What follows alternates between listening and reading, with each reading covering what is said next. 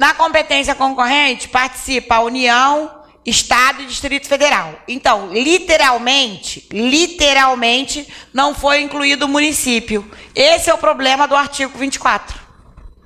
Que ela não aceita de jeito nenhum. Porque o município, literalmente, não está no artigo 24. Mas ele invade o 24 e está dentro dessa competência. E muita gente não aceita essa aula, porque vem de curso que diz, olha, é verdade isso que eu estou dizendo, tem um montão de aula no YouTube porque eu assisto, tá? O professor diz, o município não entra na competência concorrente. Mentira, tá errado, é uma aula errada. Só que desconstruir é muito mais difícil do que construir.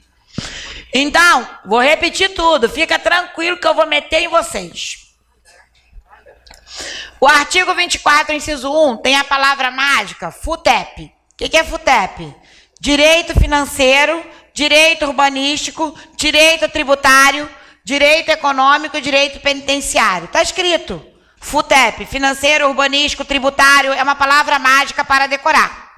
Então, são matérias que todos podem legislar. Que todos? A pergunta é que todos?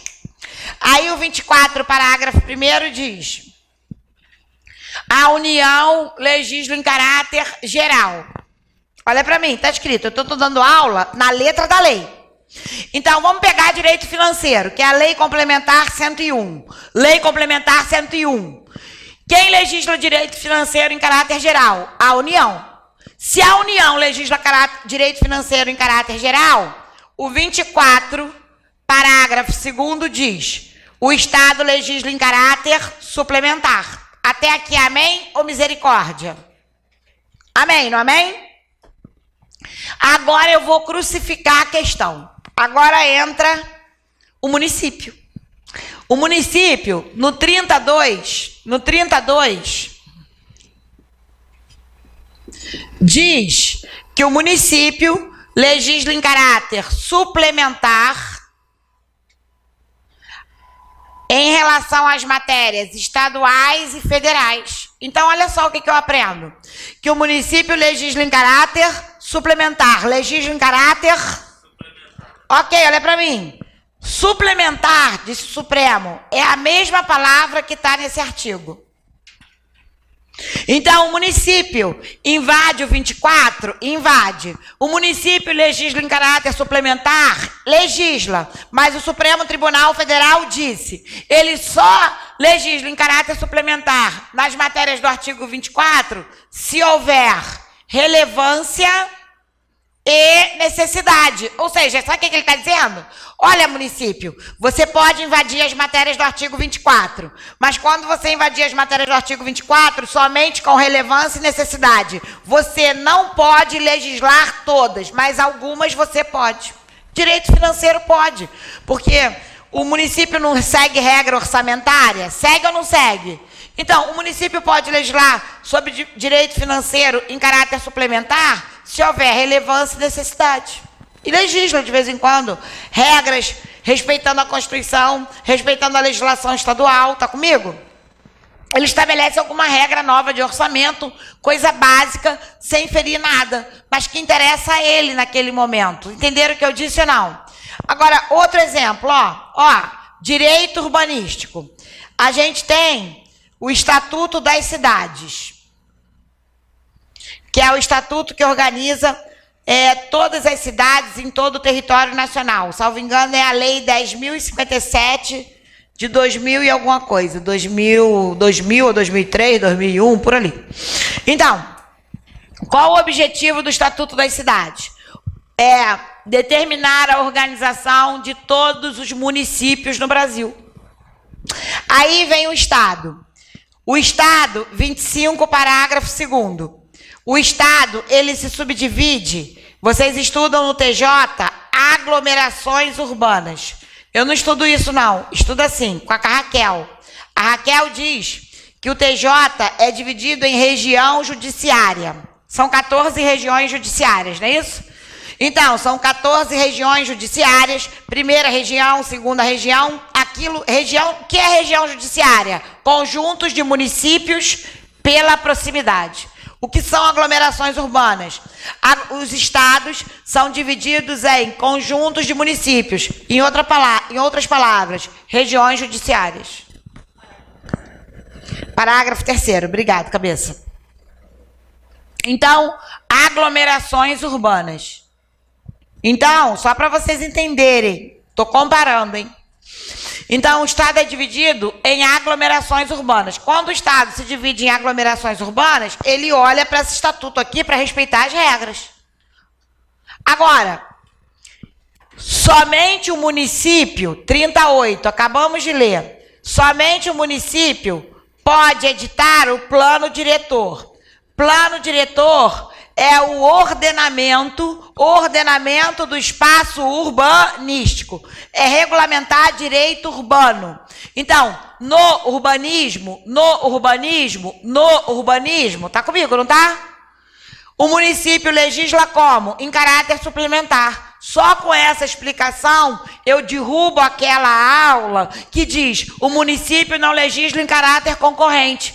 É uma mentira. Dúvidas? Beleza.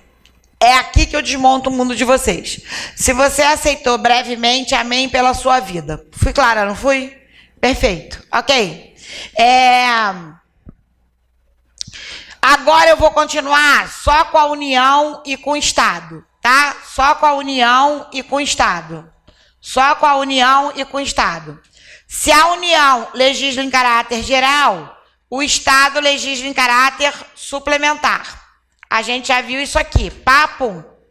Se a União não legisla, o Estado, 24, parágrafo 3º, pode legislar de forma plena. Presta atenção, quando o Estado legisla plenamente, somente o Estado, não se aplica a município. Quando o Estado legisla plenamente, ele está fazendo porque a União não fez. E como o Estado precisa da lei, ele regulamenta. Só que quando cada Estado faz uma lei importante, com 5 anos de lei no mundo, isso começa a dar problema no judiciário. Chega ao STJ, Superior Tribunal de Justiça, que é um órgão de legalidade, a seguinte pergunta: por que a lei do Estado do Rio é assim, São Paulo é assim? Por que a lei do Pará é assim e a lei do Espírito Santo é assim? Quando cada Estado faz sua lei, isso cria confusão legislativa, porque a União, que deveria ter feito, não fez.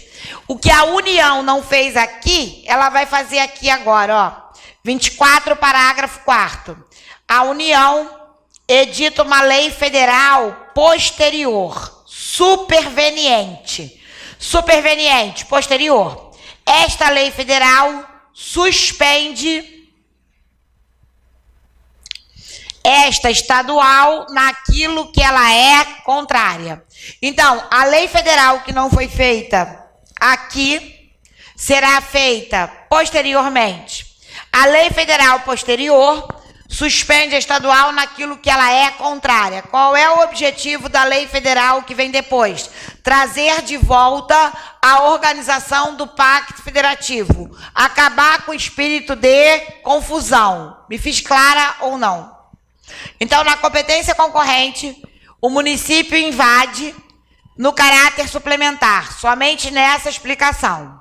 Esquecendo o município, se a União legisla em caráter geral, o Estado legisla em caráter suplementar. Se a União não legisla, o Estado legisla de forma plena. Mas se cada Estado faz sua lei e isso cria confusão, começa a quebrar a União indissolúvel, quebra o Pacto Federativo, a lei federal posterior, ela vem na mesma matéria e a estadual que veio antes, naquilo que ela é contrária, ela é suspensa. Dúvidas pertinentes. Eu quero tudo isso no cérebro. Eu só disse que eu ia derrubar o seu cérebro aqui, ó. Se ninguém questiona isso, todo mundo entendeu? Amém, glória a Deus. Ok, agora olha para cá. A outra forma que o município legisla, é matéria de interesse local. Matéria de interesse local. Matéria de interesse local. Matéria de interesse local é aquilo que é essencial para o município. Então, vou dar um exemplo. Por exemplo, o município, ele vive do meio ambiente. Ou seja, ele ali tem cachoeira, ele tem vários parques ambientais. Aí, o que o município... Sabe quem faz isso? Gramado. Gramado legisla pra caraca sobre meio ambiente. Mas por quê? Porque Gramado vive da floresta, da fazenda, da tua mãe. Lá em Gramado tudo é cobrado. Visitou tua mãe, vai pagar. Teu pai vai pagar. Teu pé vai pagar. Gramado tem um dos melhores planos diretores do Brasil. Tanto é que em Gramado você fala assim, eu quero morar aqui. Você vai ter que comprar uma casa que está construída. Quando Gramado diz não pode mais construir casa, não pode mais, porque o espaço urbano já foi tomado. Entenderam o que eu disse ou não? Então, Gramado tem uma legislação ambiental incrível, porque eles vivem disso também. Eles exploram isso turisticamente. Então, quando o município legisla muito sobre meio ambiente, sobre turismo, tá comigo? Ele não está legislando turismo em todo o território nacional. Ele está legislando pelo seu interesse local, para a sua é daquilo que o município vive. Entenderam ou não? Hein, turma? Então, matéria de interesse local é aquilo que é essencial para o município. E quando o município legisla em caráter suplementar, ele invade o 24. Dúvidas pertinentes. Olha só, o que eu espero na prova do TJ é essa questão que eu dei anteriormente. Lei estadual regulamenta. E eu espero que essa questão, lei municipal, regulamenta. Então, prestem atenção, estudem com amor. Qualquer coisa, para quem não tem meu telefone é esse. Eu estou sempre à disposição para tirar a dúvida. Beleza? Manda um zap. E aí, posso continuar? Horário de banco é da União. O que o município pode regulamentar no banco é o horário da fila. Porque naquela questão da fila é uma questão de segurança para o próprio município. Não é o horário da fila, desculpa, e serviços também. Serviços. É o serviço prestado, sim. Presta atenção. Quando nessa horário do banco, não. Aquela parede também de segurança. Sabe aquela parede branca que o banco tem hoje? Aquilo é um absurdo mesmo. A pessoa vai lá tirar 1 milhão, estou dando um exemplo absurdo para vocês entenderem. Antigamente não tinha aquela parede, gente, ficava todo mundo olhando. Só um maluco que saía com 1 milhão no banco. Entenderam o que eu disse? Então aquela parede é para dar mais privacidade, então traz mais segurança. Então o município pode legislar isso e para o banco o município pode legislar também para os munícipes na prestação do serviço bancário. E aí ele não está interferindo no funcionamento do banco. Só quem legisla sobre o sistema bancário é a União, artigo 22. Ele não está legislando sobre o sistema bancário, ele está legislando sobre o serviço, é aquele horário da fila do banco. Ele pode, mas sobre horário de banco, sistema bancário, somente a União. Dúvidas? Pode ser sistema de banco, a outra palavra-chave. Serviços, segurança. Dúvidas? Ok, beleza? O STF também decidiu, por exemplo, nome de logradouro. É um exemplo que eu já vi numa prova. Eu acho uma crueldade isso. Mas o STF, a banca faz. Nome de logradouro, até o ano passado, só quem podia botar nome nos logradouros era o prefeito. Agora, nome de logradouro não é mais vício de iniciativa. Vereador, deputado pode propor nome de logradouro desde que respeite a legislação existente. Então, por exemplo, quando a gente propõe lá na Câmara o nome de alguma rua, tem regra para propor nome de rua. Mas é possível. Dúvidas? Agora é possível. Tanto o prefeito quanto o vereador no município pode colocar nome de logradouro. Eu quero falar de 2 decisões do STF. Posso apagar aqui? O STF, ele decidiu que lei estadual pode regulamentar 2 coisas novas, que não podia. Então, eu espero que isso caia muito no concurso daqui para frente. Lei estadual pode regulamentar a exploração do serviço de loteria esportiva. Isso vai cair no concurso. Até então, leia a súmula vinculante 2. Até ano passado, foi no fim do ano passado, assim que o STF deu essa decisão. Até o ano passado, 2020, final do ano, só quem regulamentava loteria esportiva era a União. Qualquer coisa de jogo, bingo, tua mãe, teu pai, tua avó, jogo, loteria, tudo isso aí que tem, raspadinha, X-Mon, que tem tanto jogo que cruz credo. É o 20. Só quem regulamentava isso era a União. O STF, ano passado, acabou com o monopólio da União. E, atualmente, o Estado pode legislar sobre a exploração de loteria esportiva. O Estado não pode criar loteria esportiva, não pode criar jogo, mas ele pode legislar sobre as lojas de como a loteria esportiva será explorada. Segundo o Supremo, é porque do jogo saem contribuições. E essas contribuições serão recebidas pelo Estado. Então, por isonomia, se a União recebe, o Estado recebe também. Então, ano passado, o Supremo Tribunal Federal quebrou o monopólio da União de muitos anos. Agora, pergunta por quê? Eu vou te falar. Eu acho que existe entre o Executivo e o Legislativo, o Judiciário, uma briga eterna. Eu acho que a decisão foi justa. Entendeu? Eu não acho que a decisão foi injusta. Mas, assim, se o presidente fosse menos implicante, eu acho que o Supremo engolia. O Supremo já estava querendo mudar a decisão, aproveitou, chutou o balde e deu ao Estado a competência. Entendeu? A União ficou uma fera. Claro, perdeu o monopólio. Entenderam ou não? Ok. E outra coisa que eu não tive maldade nem para pensar. O Estado pode regulamentar táxi metropolitano, porque, para mim, táxi é táxi. Agora eu vou dar aula, hein? Para mim, na verdade, quem inventou isso aí para mim foi o Uber. Entendeu? Isso para mim é novo, porque para mim táxi é táxi. E sempre foi o município. Tanto é que o Supremo Tribunal Federal decidiu que táxi não é permissão. Beleza, ele já tinha decidido isso. Aí eu pensava assim, quem regulamenta táxi é o município.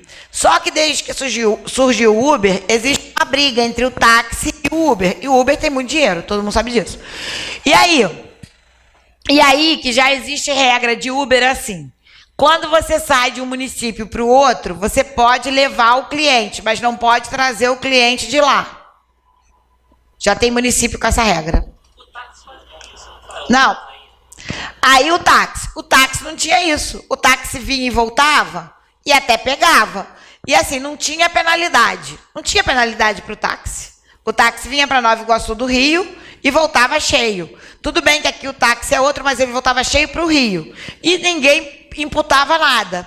Agora, acabou. Agora a gente vai ter o táxi municipal e o táxi estadual. Ou seja, se o cara tem um táxi, eu entendo que vão ser duas coisas diferentes. Táxi de município, porque senão vai dar nó. E táxi metropolitano. O que é táxi metropolitano? O táxi que atravessa mais de um município. Eu não sei como vai ficar essa legislação. Eu só sei que o Supremo Tribunal Federal bateu o martelo que o táxi que atravessa 2 municípios será regulamentado pelo Estado. Eu acho que eles vão usar o táxi comum e vão cobrar mais uma tarifa. Entenderam o que eu disse ou não? Para o táxi atravessar dois municípios. Não são 2 estados, não, hein? São 2 municípios. Dúvidas? Porque, por exemplo, de Nova Iguaçu ao Rio, a gente atravessa vários municípios. Ou seja, eu estou falando de um táxi que vai sair de Nova Iguaçu, chega a ser ridículo, e vai para Mesquita. Dúvidas? Ok. Então, a lei estadual pode regulamentar táxi metropolitano e exploração de serviços de loteria. Ok, agora, vamos lá. Para acabar agora esse tópico.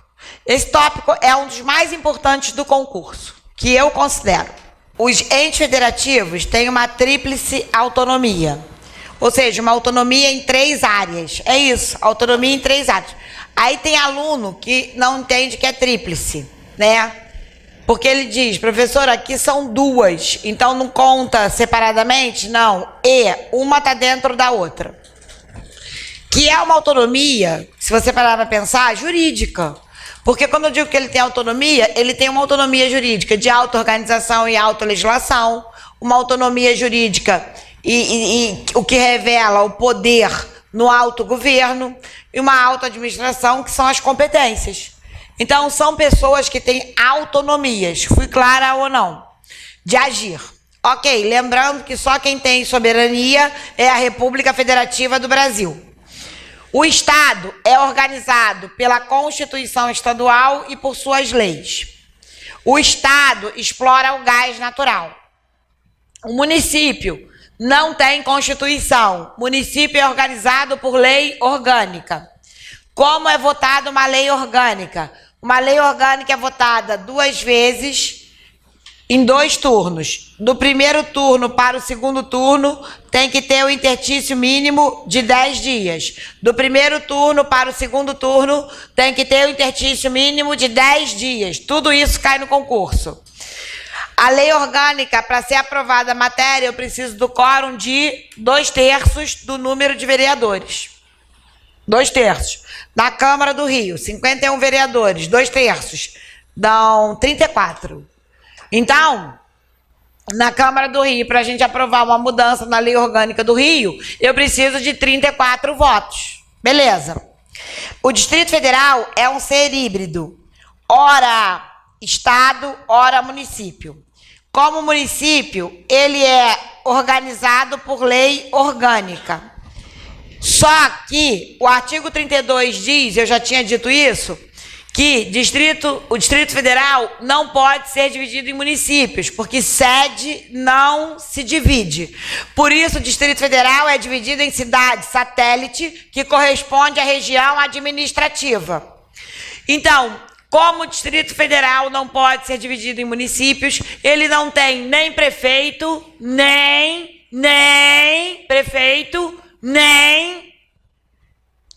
vereador. Tá, professor, e daí? E daí que quem aprova a lei orgânica no Distrito Federal são os deputados distritais. Deputado é característica de Estado. Lei orgânica é característica de município. Dúvidas?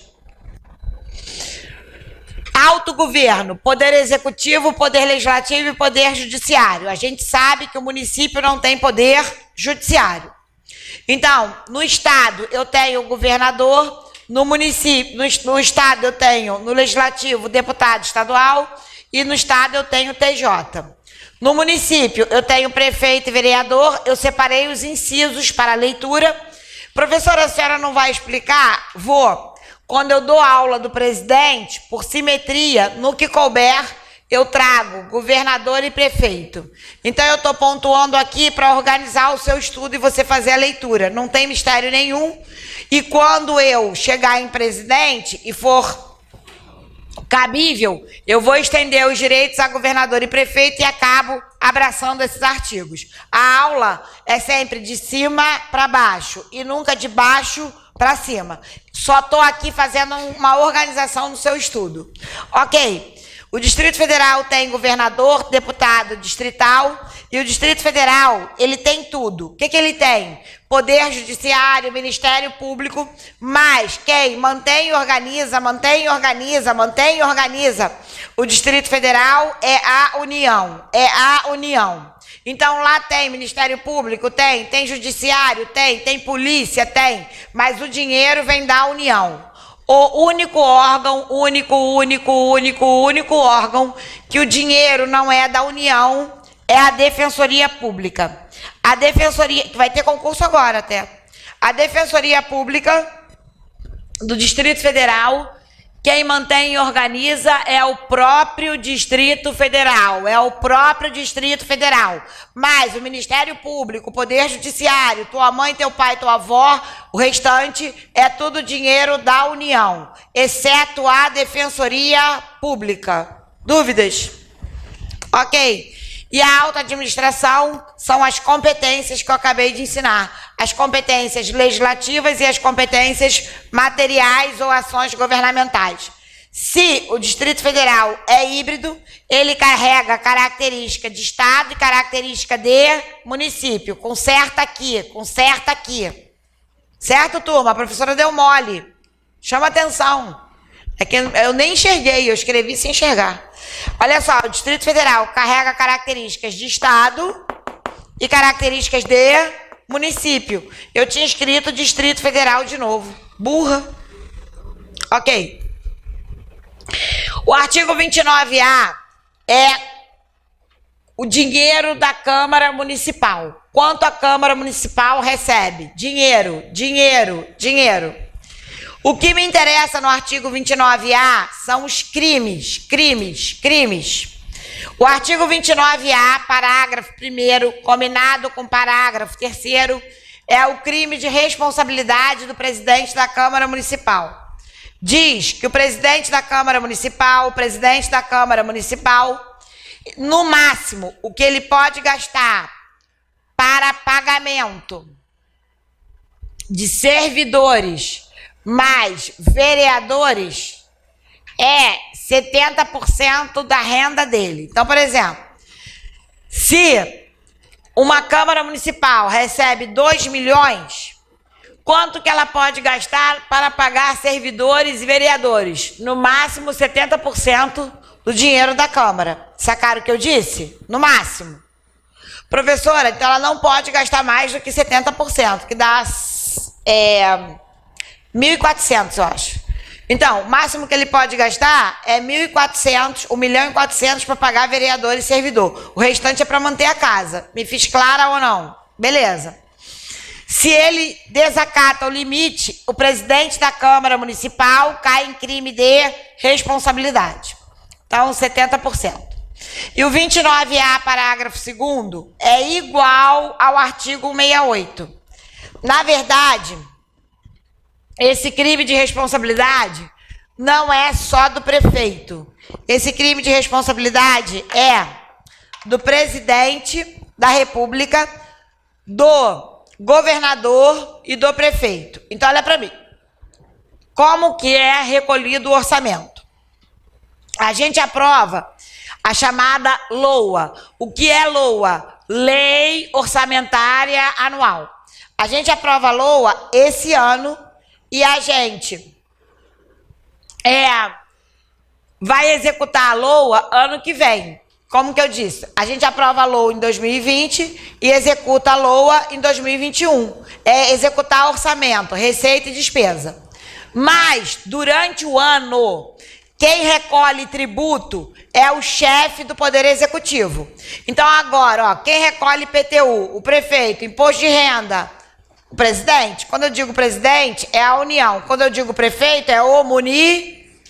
Então, o dinheiro do tributo, ele não entra no legislativo, ele não entra no judiciário, ele entra no cofre do Poder Executivo, presidente, governador e prefeito.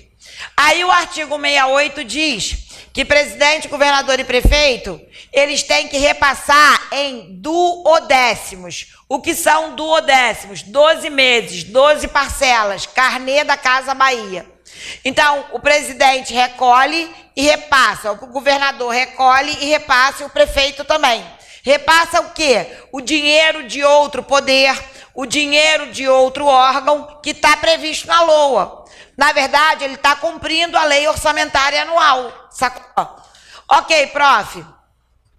Quando ele repassa o dinheiro do judiciário, do legislativo, do MP, da defensoria, ele tem que repassar até o dia 20 de cada mês. Se ele repassa depois do dia 20 de cada mês, é crime de responsabilidade. Lá em cima do presidente, no estado do governador, no município do prefeito. Portanto, este artigo é idêntico a esse. A diferença é que esse artigo diz que é responsabilidade dos três. E esse artigo é só feito para o prefeito. Mas a leitura é a mesma. Como a leitura é a mesma e crime de responsabilidade como conceito é importante para a prova, então eu prefiro fazer a leitura em cima do 168. Repetindo, é crime de responsabilidade do presidente, governador e prefeito repassar a verba depois do dia 20, repassar a verba a mais ou a menos. Ele tem que seguir as regras que estão no artigo 168. Quem não entendeu? Ok. E, finalmente, o artigo 31 diz que é crime de que o prefeito gasta o dinheiro esse ano. No ano seguinte, ele presta contas. Ok. No Brasil, quem aprova as contas do prefeito? A Câmara. Aí eu vou usar a simetria de cima para baixo. Eu vou usar a simetria de cima para baixo. Presta atenção que a gente vai aprender. Ó, raciocínio lógico, hein? As contas do presidente, quem aprova é o Congresso Nacional. É um sistema de freios e contrapesos. É o Poder Legislativo aprovando as contas do Poder Executivo. Todo mundo comigo? E quem é que dá o parecer das contas do prefeito? Do presidente, perdão. O TCU. O Tribunal de Contas da União diz: parece que o presidente roubou, parece que o presidente não roubou. Parecer. Parecer aprova ou parecer não aprova. É isso. Beleza. O Congresso Nacional, ele não está vinculado ao TCU. Ele decide se aprova ou não. Avocando o princípio da assimetria, o que é o princípio da assimetria? Trazer a mesma forma para a mesma autoridade. Trazer a mesma forma para a mesma autoridade. Avocando o princípio da assimetria, simétrico, quem aprova as contas do governador é a Assembleia Legislativa e o Tribunal de Contas do Estado dá um parecer. Lá no artigo 31, quem aprova as contas do prefeito é a Câmara Municipal, mas município não tem Tribunal de Contas. Ué, mas no Rio tem. No Rio tem, mas Nova Iguaçu não tem, Caxias não tem. Ah, mas São Paulo tem. Tem porque já tinham. Isso não cai na prova.